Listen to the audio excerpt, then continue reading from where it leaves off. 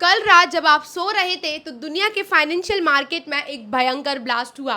कुछ ही घंटों में 4,400 लोग एक साथ करोड़पति बन गए।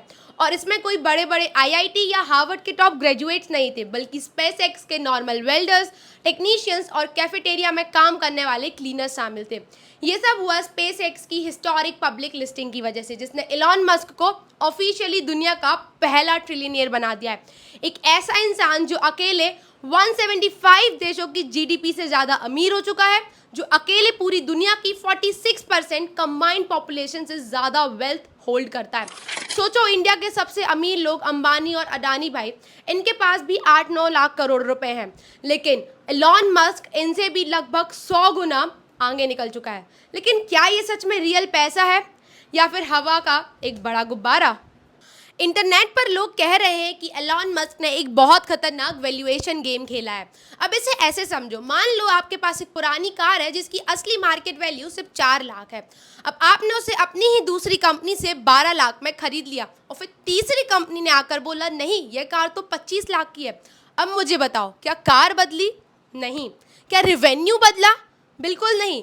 पर उस कार की वैल्यू पेपर में आसमान छू गई। लोग कह रहे हैं कि एलॉन मस्क ने भी बिल्कुल ऐसा ही किया।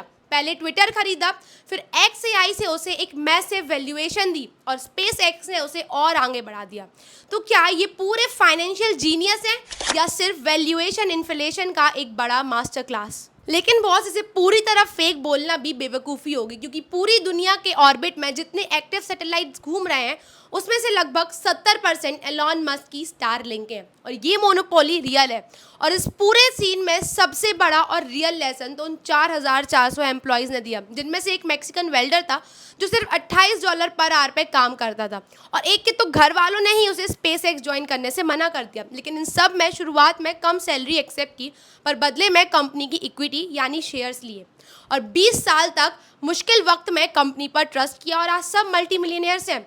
तो सीधी बात यह है कि सैलरी से तुम अपना घर चला सकते हो, लेकिन असली वेल्थ ओनरशिप या इक्विटी से ही बनती है। अब तुम्हारी इसमें क्या राय है? कमेंट में दिमाग लगाओ और वीडियो शेयर कर देना। बाय।